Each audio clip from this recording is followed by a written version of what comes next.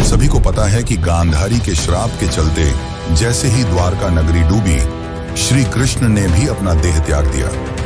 पर क्या आपने कभी सोचा है कि श्री कृष्ण की प्रिय, उनके दिल के सबसे करीब राधा रानी की मृत्यु कैसे हुई? आखिर उनकी अंतिम इच्छा क्या थी और उन्होंने श्री कृष्ण से ऐसा क्या मांग डाला जो आज भी चर्चा का विषय है? ये एक ऐसी प्रेम कहानी है जो समय से भी परे है। ये वो बंधन है जो तन से नहीं, आत्माओं से जुड़ा हुआ है। तो दोस्तों, आज हम जानेंगे राधा रानी की मृत्यु का असली रहस्य और उनकी अंतिम इच्छा की अनसुनी मगर रोचक कथा जो आपको हैरान कर देगी। आज की वीडियो अत्यंत ही ज्ञानपूर्वक और प्रेरणादायक है, इसलिए इस कथा और इस रहस्य को समझने के लिए वीडियो को पूरा जरूर देखें, क्योंकि इस कथा को पूरा सुनने से आपका जीवन सफल हो जाएगा। तो चलिए इस रहस्यमयी कथा को शुरू करते हैं। लेकिन उससे पहले अगर आप चैनल पर नए हैं तो वीडियो को लाइक करके चैनल को सब्सक्राइब जरूर कर लें और कमेंट में लिखें राधे राधे। बरसाने की वह पुरानी पगडंडियां जहां पर कभी श्री कृष्ण अपनी लीलाएं किया करते थे, आज भी वहां एक गूंज बाकी थी, प्रेम की, हंसी की, बांसुरी की और उस दुख की जिसने युगों से प्रेमियों को जिंदा रखा है। पर इस कहानी की शुरुआत न तो बरसाने की उन गलियों से होती है और न ही वृंदावन से। इस कथा की शुरुआत होती है एक कुंज से, जहां वृद्धा हो चुकी राधा अपने अंतिम समय की प्रतीक्षा कर रही थी। अब वो पुरानी वाली राधा नहीं रही, अब वो वृद्धा हो चुकी थी। उनका शरीर झुक चुका था, लेकिन आज भी उनका हृदय उसी किशोरी राधा का था जो केवल श्री कृष्ण के लिए धड़कता था। उनके चेहरे पर झुर्रियां आ चुकी थी, लेकिन आज भी जब कोई बांसुरी बजाता तो उनके चेहरे पर रौनक आ जाती, एक हंसी सी छा जाती, मानो पुरानी यादें ताजा हो गई हों। कृष्ण जब मथुरा छोड़कर चले गए, तब उनके वियोग में राधा ने न तो किसी से विवाह किया और न ही कहीं आश्रय लिया। वे अकेली ही वृंदावन के एक एकांत कुंज में रहने लगी। उनका दिनचर्या हर दिन सामान्य रहता था। वे सूर्योदय के साथ उठती और यमुना के तट पर जाकर जल अर्पण करती, जिसके पश्चात वे वापस कुटिया में लौट जाती और दिन भर श्री कृष्ण के आने का इंतजार करती, मानो उन्हें पूरा विश्वास हो कि श्री कृष्ण एक दिन उनसे मिलने जरूर आएंगे। गांव वाले राधा को साध्वी समझते थे। उन्हें उनके बारे में कुछ नहीं पता था। वे नहीं जानते थे कि वह कौन है और कहां से आई हैं, पर सभी को यह बात पता थी कि वह जो भी हो, वह अपना सब कुछ केवल और केवल श्री कृष्ण को मानती है। एक दिन राधा अपने दैनिक दिनचर्या के तहत यमुना के तट पर जल अर्पण कर रही थी। तभी उन्होंने अचानक आसमान की ओर देखा। हवा में सन्नाटा सा छा गया और उनके हृदय में एक कंपी सी दौड़ गई, मानो पूरा ब्रह्मांड उन्हें कुछ कहना चाह रहा हो। और उसी दिन शाम को वे अपनी कुटिया के बाहर तुलसी के पौधे के पास बैठ गईं और उन्हें प्रणाम करते हुए कहा कि अब मेरे जाने का समय आ गया है, पर मैं यूं ही नहीं जाऊंगी। मैं तब तक नहीं जाऊंगी जब तक स्वयं श्री कृष्ण मुझे विदा न कर दें। राधा ने कहा कि मैं अपना देह तभी त्यागूंगी जब श्री कृष्ण अपने साक्षात रूप में मेरे सामने आएंगे और प्रेम से मेरा नाम पुकारेंगे, राधे। उनकी यह इच्छा सुनकर गांव वाले चौंक गए और सोच में पड़ गए कि आखिर इतने बड़े राजा इस वृद्ध महिला से मिलने क्यों आएंगे। पर किसी ने भी राधा की भक्ति पर संदेह नहीं किया, क्योंकि उन्होंने जीवन भर सिर्फ प्रेम की परिभाषा को जिया था। उनके मन में श्री कृष्ण का अद्भुत प्रेम था और दूसरी तरफ द्वारका में बैठे श्री कृष्ण, जिनके पास सब कुछ था, पर फिर भी उनका दिल आज सूनापन झेल रहा था। कहते हैं ना कि सब कुछ पाकर भी आदमी के पास कुछ नहीं होता। आज श्री कृष्ण की हालत भी वैसी ही थी, लेकिन उन्हें अब अंदर से एक खिंचाव सा महसूस हो रहा था। उन्होंने अपनी आंखें बंद की और राधा की पुकार उनके कानों में गूंज पड़ी। इस पल श्री कृष्ण की आंखों में आंसू थे, पर हृदय में सुकून। उन्होंने तुरंत सब कुछ छोड़कर उसी पल एकांत कुंज की ओर प्रस्थान किया, जहां राधा रानी उनका इंतजार कर रही थी। जब श्री कृष्ण वहां पहुंचे तो राधा कुटिया के बाहर तुलसी के पेड़ के पास बैठी हुई थी। उनकी आंखें बंद थीं और वे ध्यान में लीन थीं। कृष्ण ने धीरे से कहा, राधे। यह शब्द सुनकर राधा की आंखें खुली और उनके चेहरे पर एक चमक छा गई। उनकी आंखों में वह प्रेम था जो न कहा जा सकता था और न ही छुपाया जा सकता था। राधा मुस्कुराई और श्री कृष्ण से कहा, प्रभु, अब मेरे जाने का समय आ गया है। अब मेरी आत्मा केवल विश्राम चाहती है। यह सुनकर श्री कृष्ण ने राधा का हाथ थाम लिया। अब राधा की सांसें धीरे धीरे धीमी होने लगी और उन्होंने वहीं तुलसी के पेड़ के नीचे अपने प्राण त्याग दिए। किंतु यह अंत नहीं था।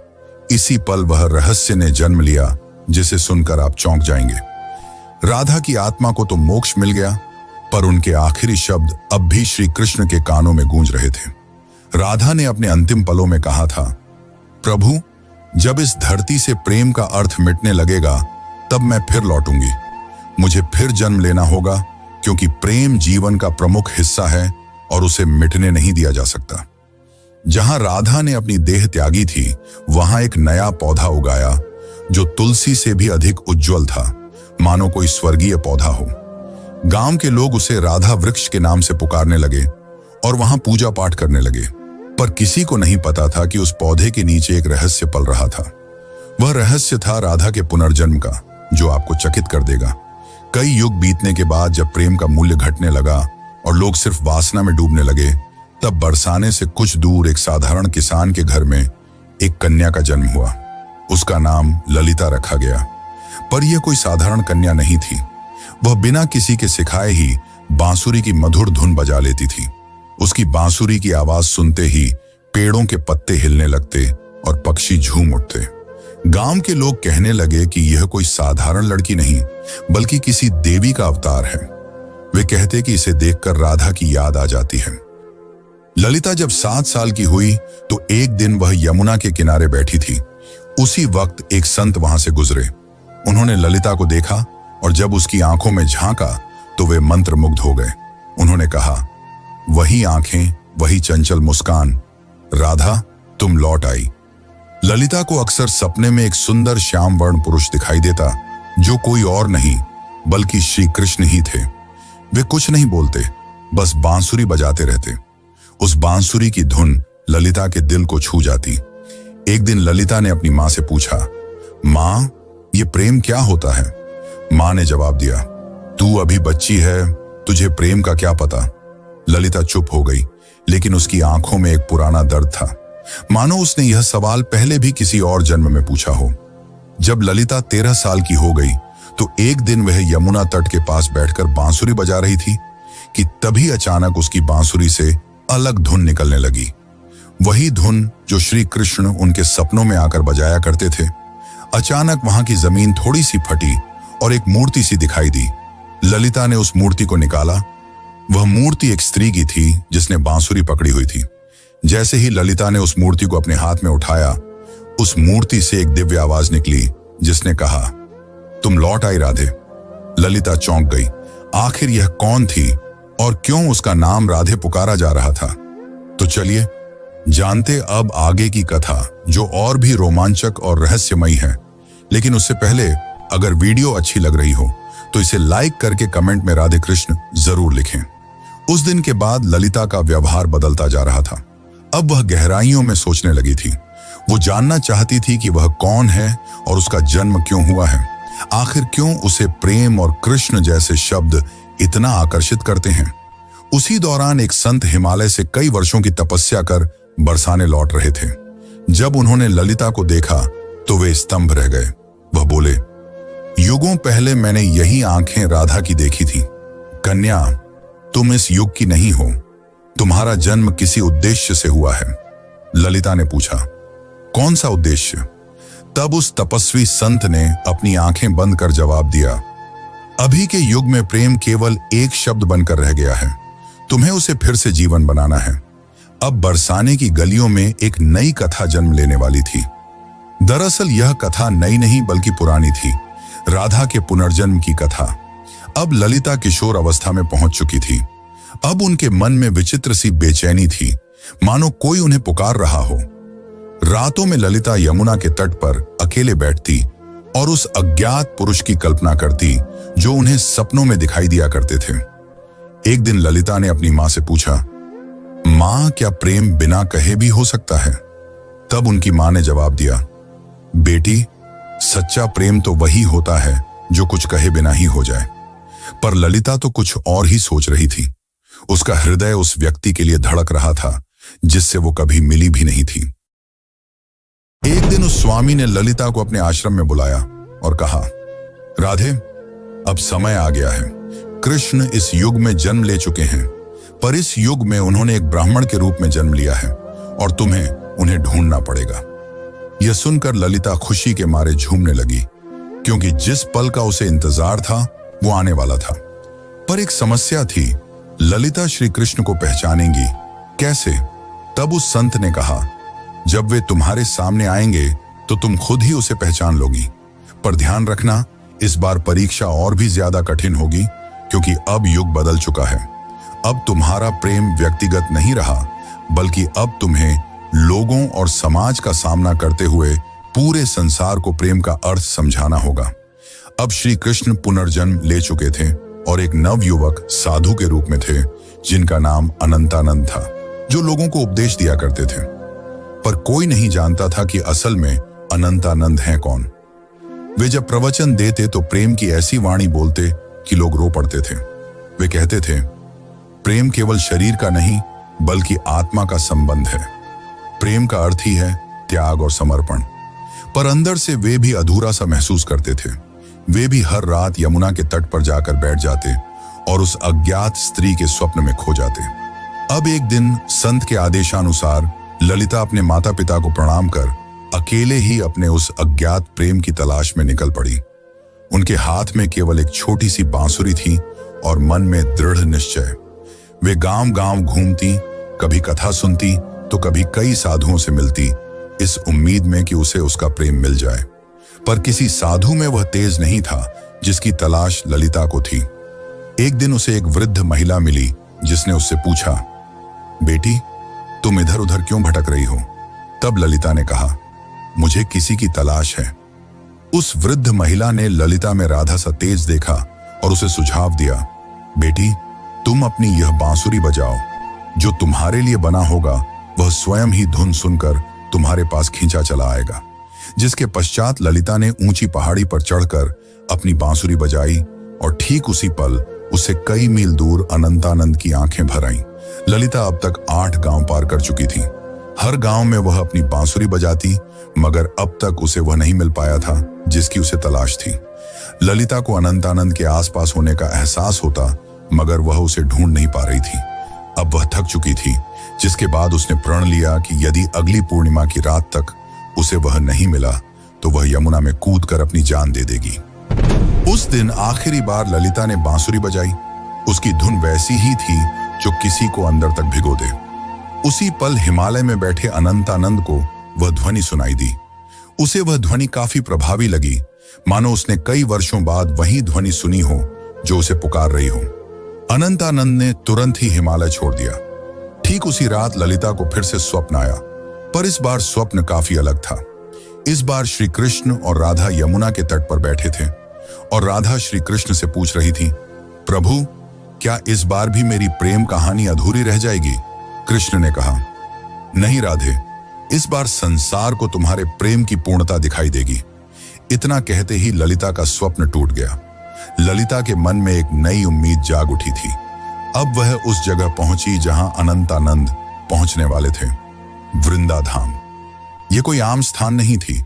कहते हैं कि इसी स्थान पर राधा ने कृष्ण को आखिरी बार देखा था और एक शिला को छूकर प्रण लिया था कि जब तक उसकी प्रेम कहानी पूर्ण नहीं हो जाती वह लौटती रहेगी।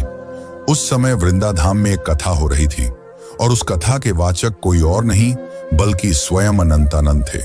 ललिता बहुत दूर खड़ी थी और उनके चेहरे को भी नहीं पहचानती थी, परंतु उनकी वाणी में कुछ ऐसा था जिसने उसके हृदय को प्रभावित कर दिया। उस दिन अनंतानंद प्रेम की परिभाषा समझा रहे थे।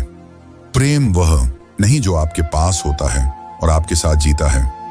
प्रेम तो वह है जो दूर होकर भी पास होता है। वे यह सब बता ही रहे थे कि उनकी आंखें ललिता से टकराईं। दोनों एक पल के लिए स्तंभ रह गए, मानो पूरी दुनिया ही रुक गई हो। अनंतानंद ने तुरंत ही प्रवचन छोड़ दिया और ललिता के पास दौड़े चले आए।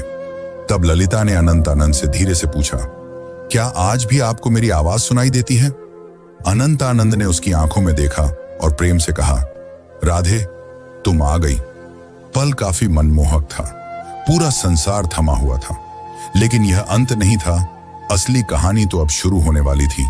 अचानक मौसम खराब होने लगा और बादल काले पड़ गए, और तभी वहां एक साधु कुरंगनाथ प्रकट हुए, जो नहीं चाहते थे कि राधा और कृष्ण फिर से मिले, क्योंकि उसे ऐसा लगता था कि अगर राधा और कृष्ण फिर से मिल गए तो प्रेम को धर्म से ऊपर का स्थान मिल जाएगा, जो कि समाज की जड़ता को तोड़ डालेगा।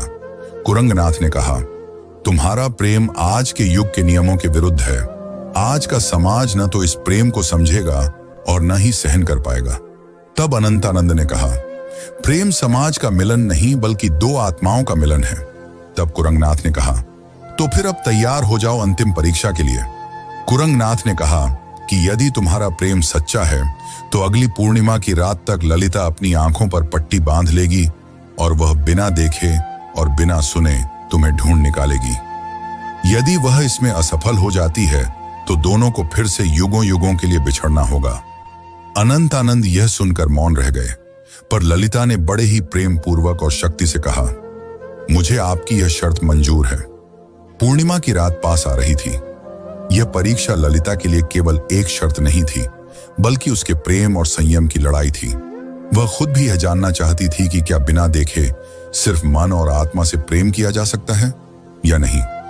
अब उसने अपने नेत्रों पर पट्टी बांध ली और कसम खाई कि वह अब किसी को नहीं देखेगी जब तक उसकी आत्मा उसे स्वयं श्री कृष्ण को न दिखा दे। लोगों ने जब उसे ऐसा करते देखा तो वे उसका मजाक उड़ाने लगे कि आजकल की कन्याओं को तो सिर्फ नाटक करना आता है। लेकिन कुछ ऐसे भी थे जिन्होंने उसके इस प्रयास की तारीफ की और उसे हिम्मत दी और बोले, हे राधे, तुम इस युग में जरूर प्रेम को जीत दिलाओगी। उधर दूसरी ओर अनंतानंद एक सुनसान गुफा में ध्यान मग्न बैठे थे। वे केवल एक ही शब्द दोहरा रहे थे, राधे। वे न कुछ खा रहे थे न पी रहे थे। उनके शिष्य इस दृश्य को देखकर घबरा गए और बोले, गुरुदेव, यदि ऐसे ही चलता रहा तो आप जीवित नहीं बचेंगे। तब अनंतानंद ने मुस्कुराते हुए उत्तर दिया, मेरे प्राण तो केवल राधे में बसते हैं। इतना कहकर उन्होंने अपने शिष्यों को आदेश दिया कि यदि ललिता उनके बारे में पूछे तो उसे न उनका चेहरा बताया जाए, न ही उस स्थान का पता दिया जाए जहां वे ध्यान कर रहे हैं। वे भी जानना चाहते थे कि क्या इस युग में भी राधा केवल अपनी आत्मा की पुकार से उन्हें ढूंढ पाएगी। इधर ललिता अपनी आंखों पर पट्टी बांधे गांव-गांव भटक रही थी। वह अनेक साधुओं से मिलती और पूछती, क्या आप अनंतानंद हैं? पर उसे कुछ हासिल नहीं हो रहा था। कुछ साधुओं ने तो यहां तक झूठ बोलने की कोशिश की कि मैं ही अनंतानंद हूं, पर ललिता का हृदय उन्हें पहचान जाता। उनकी आवाज में वह माधुर्य नहीं था, न ही वह तेज था जो केवल आत्मा से पहचाना जा सकता था। एक बार एक साधु उनके पास आया जिसमें गजब का तेज था और जिसकी वाणी अत्यंत मधुर थी। उसने ललिता से कहा, मैं ही अनंतानंद हूं। यह सुनकर ललिता एक पल के लिए डगमगा गई, पर तुरंत ही उसे एहसास हो गया और उसने उस साधु से कहा, आप में तेज तो काफी है, पर आप वह आत्मा नहीं है जिसकी मुझे तलाश है। उसी क्षण उस साधु ने अपना भेष बदल लिया। दरअसल वह कुरंगनाथ ही था जिसने भ्रम फैलाने के लिए ऐसा किया था। अब कुरंगनाथ ने क्रोध में कहा, तू अब तक नहीं टूटी? आखिर किस प्रेम की बात करती है तू? इतना सुनकर ललिता ने कहा, मेरा प्रेम इस युग के बंधनों से मुक्त है, जिसे शब्दों में समझाना असंभव है। इतना सुनकर कुरंगनाथ वहां से चला गया। अब ललिता उस गुफा के पास पहुंच चुकी थी जहां अनंतानंद ध्यान मग्न थे। ललिता धीरे धीरे गुफा के अंदर गई और अंत में उसे वहां किसी के होने का आभास हुआ, जिससे दिव्य तेज निकल रहा था। ललिता ने उन्हें पहचान लिया और उनके पास जाकर अपनी बांसुरी उनके पैरों में रख दी और कहा, मैं आपको देख नहीं सकती, पर मेरा हृदय काफी जोर से धड़क रहा है। क्या आप वही हैं जिनकी मुझे तलाश है? अनंतानंद ने बांसुरी उठाई और उसे बजाया, वही धुन जो ललिता को यमुना तट और अपने सपनों में सुनाई देती थी। फिर अनंतानंद ने उसकी पट्टी खोली और कहा, राधे, इस बार भी तुमने मुझे तन से नहीं, केवल अपने मन और आत्मा से पहचान लिया। वे दोनों रो पड़े। उनकी आंखों में कई सालों की थकान थी जो अब मिट रही थी। तभी वहां एक साधु आए और उन्होंने कहा, राधा और कृष्ण, तुम्हारा प्रेम संपूर्ण तभी माना जाएगा जब यह समाज इसे स्वीकार करेगा। जब इस समाज के सामने तुम्हारा प्रेम सत्य और पवित्र सिद्ध हो जाएगा, तभी तुम्हारा मिलन सफल होगा। राधा ने कहा, प्रेम तो किसी समाज के बंधन से मुक्त होता है, उसे किसी के प्रमाण की जरूरत नहीं। लेकिन तभी अनंतानंद ने उसे समझाते हुए कहा, राधे, अब युग बदल गया है। अब यह समाज प्रेम की परिभाषा भूल चुका है। इतना कहकर अनंतानंद ने उस साधु से पूछा, आप ही बताइए कि हमें क्या करना होगा। उस साधु ने कहा, तुम्हें इस राज्य की राजसभा में सभी के सामने अपने प्रेम को स्वीकारना होगा। तुम्हें वहां राजा, पंडित और प्रजा सभी को यह बतलाना होगा कि एक ब्रह्मचर्य साधु और एक साध्वी भी प्रेम के बंधन में बंध कर धर्म के मार्ग पर चल सकते हैं। अगले दिन वे दोनों राजसभा में उपस्थित हुए। राजा ने कहा, हम यह क्या सुन रहे हैं कि एक साधु ने ब्रह्मचर्य को तोड़ा है। इतना सुनकर अनंतानंद ने उत्तर दिया, महाराज, मैंने कोई नियम नहीं तोड़ा, मैंने तो केवल अपने प्रेम को अपनाया है। तब अनंतानंद ने प्रेम को समझाते हुए कहा, प्रेम कोई काम वासना नहीं है, प्रेम तो आत्मा का मिलन है।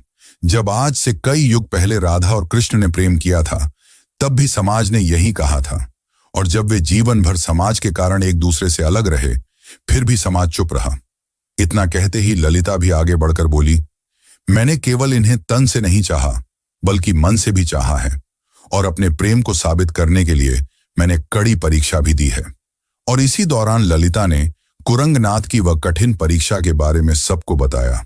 इतना सुनकर राजा और सभा मौन रह गए। को राजा के फैसले का इंतजार था। राजा ने कहा, जब मैं छोटा था तब मेरी माँ मुझे राधा और कृष्ण की अमर प्रेम कहानी सुनाया करती थी, और जब मैं उनसे पूछता कि आखिर उन्होंने विवाह क्यों नहीं किया, तो मेरी माता चुप रह जाती। आज जाकर मुझे यह बात समझ में आ रही है कि विवाह तो समाज का नियम है, पर प्रेम आत्मा का। इसीलिए मैं इस प्रेम को स्वीकार करता हूं। तब से प्रेम की एक नई परिभाषा लिखी गई, और कई युगों पश्चात राधा और कृष्ण का मिलन फिर से संपूर्ण रूप से हो पाया। दोस्तों, अब हमारी कथा यहीं पर समाप्त होती है, लेकिन अगर आपको यह कथा अच्छी लगी हो तो कृपया करके वीडियो को लाइक करें और चैनल को सब्सक्राइब कर लें। यह आपके लिए तो एक पल का काम है, पर इससे हमारी काफी मदद हो जाती है। धन्यवाद।